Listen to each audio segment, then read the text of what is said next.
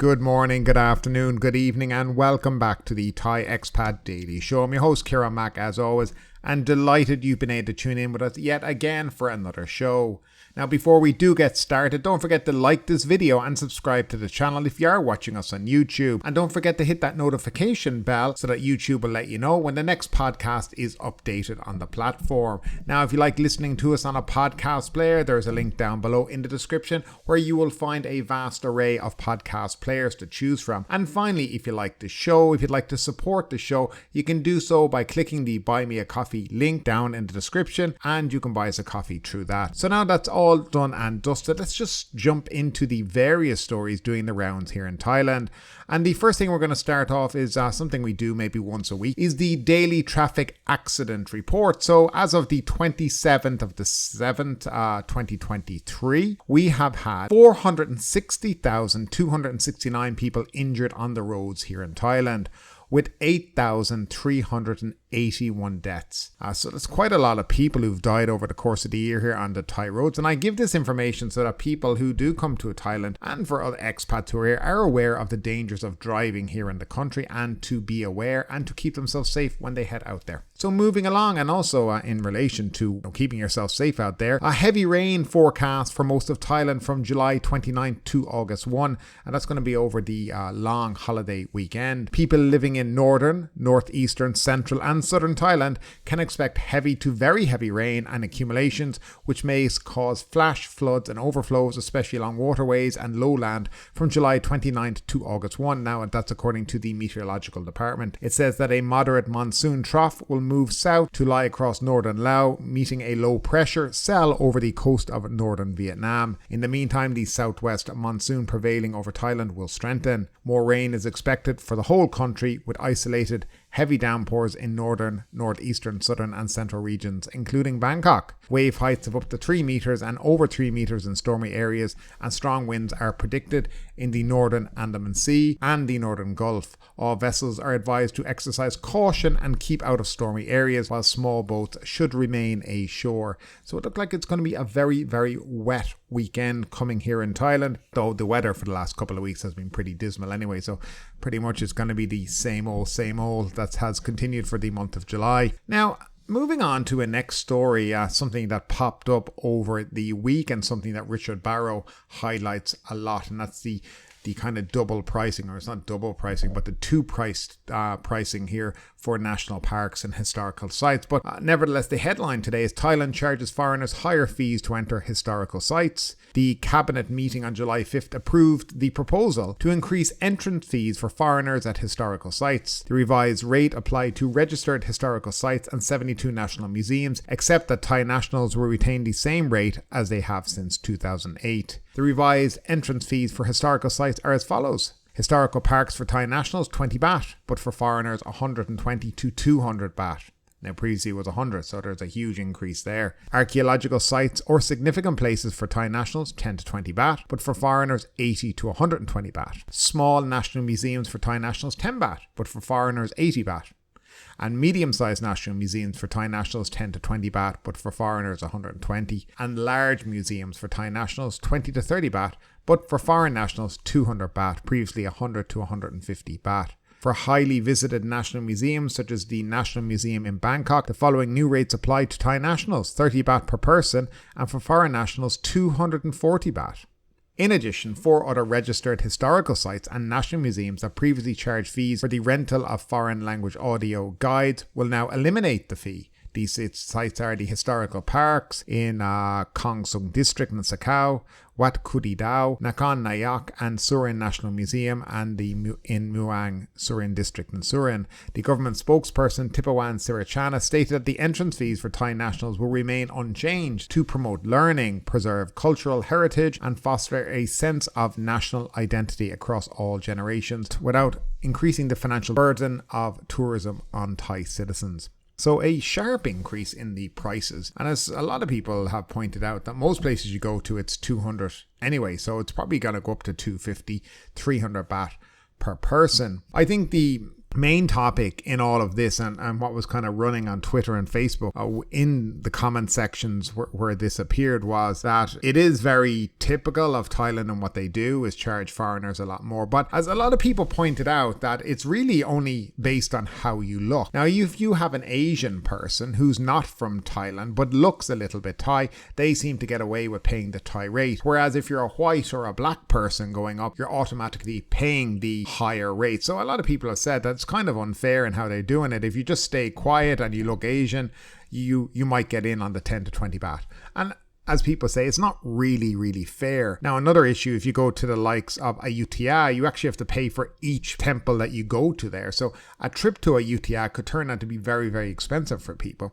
I don't know if much thought has gone into that at all, but nevertheless, these are the prices. This is how Thailand does it. It's not the same, let's say, in Europe, because I know in Europe and certain countries it's illegal to charge people different prices like that. But I wonder what you think about it. Do you think it's right? Do you think it's wrong? Do you think the government here have the right idea in terms of how they're charging? I'd love to know your opinion about it down below in the comment section. Now, moving along and getting back to the election. So the Charter Court are to consider the Ombudsman's petition on August 3rd. And this was the petition that the Ombudsman sent to the Constitutional Court in relation to PETA not being voted on for Prime Minister for a second time. Thailand's Constitutional Court has scheduled a meeting on August 3rd to consider whether to accept for consideration the Ombudsman petition for their court to rule on the constitutionality of the July 19th decision by Parliament by a majority vote to reject Move Forward Party leader PETA Lim Janarat's renomination for the Prime Minister post. According to legal experts, the Constitutional Court can either choose to reject the Ombudsman's petition, accept the petition for consideration, or accept the petition and issue an injunction to suspend Parliament's prime ministerial selection process until there is a ruling from the court regarding the petition. House Speaker and Parliament President Wan Muhammad Noor Matha has already ordered the cancellation of the parliamentary meeting to select the Prime Minister this Thursday, pending a ruling from the court.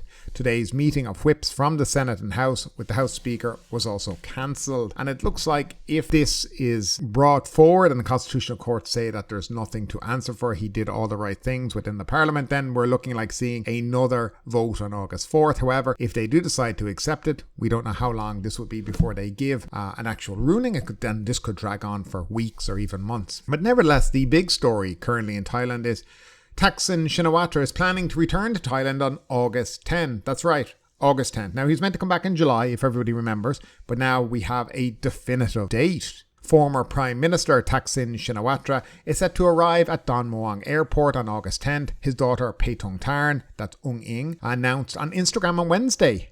"I can't quite believe what I'm typing. My father is returning on August 10th at Don Mueang Airport," Miss Paetong Tarn wrote on her father's 74th birthday. According to the Phú Thai's prime ministerial candidate, she had missed only 3 of her father's birthdays, with the latest one being this year, as there were many preparations to be made. "Our family is both glad and worried, but we always respect our father's decision." She extended her best wishes to her father, hoping for his good health and safety, and that he could fulfill his wish of regularly sending his grandchildren off to school.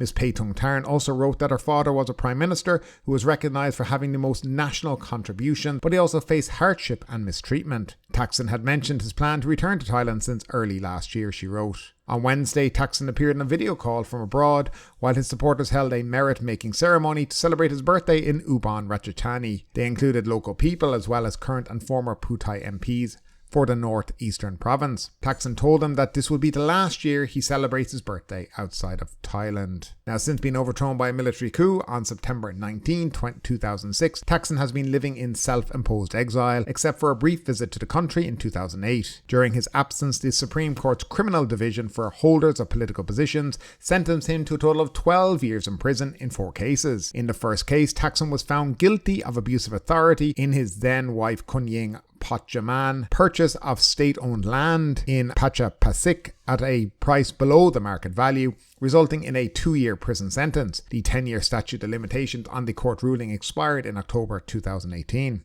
The second case led to a 2-year prison sentence for the fugitive former Prime Minister, as he was found guilty of malfeasance in connection with the 2- and 3-digit lottery case. In the third case, Thaksin received a 3-year prison sentence for abusing his position by authorising 4 billion baht in loans to Myanmar through the Export-Import Bank of Thailand. The funds were used to purchase equipment from a telecom firm owned by his family. And the fourth case was resulted in a 5-year prison sentence for him, as the court found him guilty of using nominees to hold shares in Shin Corp, a telecommunications company which is prohibited for any political office. The statutes of limitations for the court's decisions on the 2nd, 3rd and 4th have not expired. So apparently he's coming back on August 10th. And I mean, this has been all over the news now for the past 2 days. There's plenty of stories about it.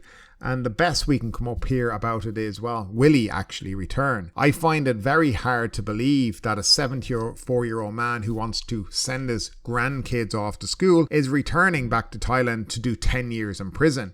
I mean, 10 years in prison would see him probably die in prison. So there's a lot more going on here than meets the eye. So basically what seems to have happened is there has been some kind of meeting in Hong Kong between the former leader of the Move Forward Party, Thanakorn, last name escapes me right now, and Anatan Sharavakul, who holds Thaksin in very high regard. Now, there seems to have been a meeting with these people over the last couple of days. They've all denied it, but they have been seen in Hong Kong and recently seen in other parts of the world where Thaksin would have been. A lot of talk is that, well, he may return and he'll go straight to prison. So the first thing is, if he does come back to Thailand, he will be immediately arrested and taken to prison, court, then prison. That is what will happen. There will be no special situation for him in regards to that. Now, what the government lawyer who used to work actually worked for Thaksin when he was Prime Minister back in 2000s or early 2000, he has said that he could actually end up getting a royal pardon, and this has been brought up twice now, so it does seem to be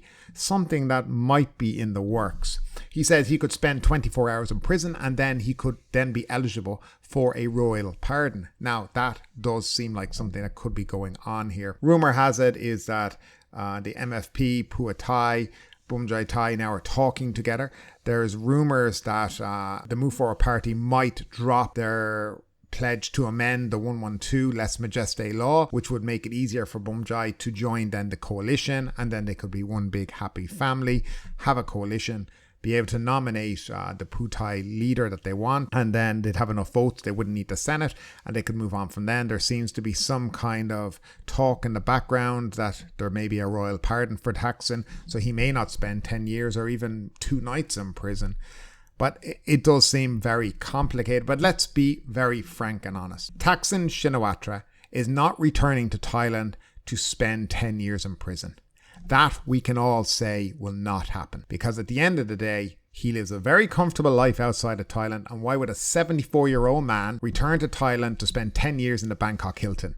Because that's where he's going, by the way. So this is not going to happen. So there's definitely deals being done behind the scenes for him to be able to return. He would be arrested at the airport. He'd be brought to court. He'd be then sent to prison. Within that 24 hours of being in prison, by the way, where he'll stay, apparently they have to isolate him for COVID still. They're still isolating people going into prison for COVID for 30 days. So he would be in his own cell away from people. I'm sure he'll be well looked after. And within 24 hours, it's possible he could receive a royal pardon. So this is the talk currently going on about it. As I said, he's not going to be spending 10 years in prison. And I think most of you people out there who understand this situation know he won't be. But nevertheless, August 10th is going to be quite an interesting day here in Thailand. Let's see if he does turn up. Let's see what happens in terms of the political landscape here, which will it allow him to turn up. All this will be coming in the next couple of weeks, and we, of course, will keep you posted. And finally, Phuket Airport to create an all-taxi area. Now, this sounds very promising. Phuket International Airport will have an all-taxi area where all legally registered, legally operating taxis can pick up tourists at the island's key tourism portal. The confirmation came via a statement issued by the Phuket International Airport yesterday. The Phuket Info Centre, which operates under the Phuket office of the Ministry of Interior, also shared the post by Mr. Somchart. The 3-page statement, marked as a clarification and addressed to Mr. Somchart, and he's the MP for the Move Forward Party, was signed by Monchai Tanod. He's the General Manager of the Phuket International Airport under the Phuket branch of Airports of Thailand. The statement issued by Mr. Monchai appears to be a response to the slew of issues raised in a formal complaint submitted by Mr. Somchart in May. In response to complaints that tourists were forced to walk through the rain to access the bus stop at the airport, Mr. Monchai said that the parking area for the bus has now been moved to a covered area. Regarding complaints, that there should also be a bus stop at the international terminal, by the way, which there isn't, Mr. Monchai responded that a covered walkway has now been installed and tourists can walk the 200 meters required while protected from the rain. So there is not a stop there anymore, but you will be able to walk from the international to the bus stop in a covered area, so not out in the rain. So that's an improvement already as well. Regarding tourists walking out to wait for a taxi outside the airport, spotlights and signposts have been installed, and the airport plans to build a public transport centre in the Phuket Airport area in 2024, so next year. As for the area for all types of taxis to pick up tourists, currently it is in the process of finding a solution to the problem with the relevant departments, Mr. Monchai wrote. Mr. Monchai made special mention that the airport could not allow taxis that were not fully legal to operate on airport grounds. Mr. Monchai said that the airport was in no way involved with limousines or other vehicles operating at the airport under concessions, taking tourists to tour shops without their permission. The airport is to create a channel to receive complaints of such behaviour by airport drivers and would be able to check with the vehicle's GPS system, he said. Now, in relation to that, we know about the tour buses taking them to tour shops, trying to sell them tours and even telling them that the hotel that they'd booked was already shut down. Now, what they're talking about in relation to a place for taxis to pick up people, currently if you book a Grab taxi or a Bolt taxi, they're not allowed to enter the airport to pick you up. So you have to actually walk from the international or domestic right out onto the main road to meet these taxis. So what they're talking about is we're going to have an area within the airport where you'll go to get your taxi. I think that is progress in many regards. They're going to have a hotline where you can call and complain if people are taking you on little tours around Phuket and telling you all kinds of stories about your accommodation. Again, this is good stuff. This is progress, absolute progress. And this is all because we have a new MP here in Phuket, Member of Parliament, who is putting the Phuket people first. Knowing what the island's known for, we have issues at the airport and let's get it sorted. And I see this as very, very good news for the airport and hopefully the demonopolization of taxis by two companies that seem to have the concessions only at the moment. There's also an issue with meter taxis and where they're being kept as well. So they're also going to get a more prominent place up front, which I think is also very, very good. So hopefully that will make things a lot easier for tourists when they come to Phuket in the future. Anyway, love to know your opinion about it down below in the video. And don't forget to like the video if you're enjoying it. And that's it for today, folks. I hope you enjoyed the show. Have a lovely day today and we'll talk to you in the next couple of days. Stay safe out there and have a great day. But ultimately, with this story or anything else that stood out to you today, I'd love to know your thoughts in the comments down below. Because yes, this is a news show, but it's also a conversation. Now keep that conversation going. Make sure you like this video, subscribe to the channel, share the video, and do all the good stuff that does help that YouTube algorithm. But ultimately, my name is Kieran Mack. You've been listening to the Thai Expat Daily Show, and we will see you next time.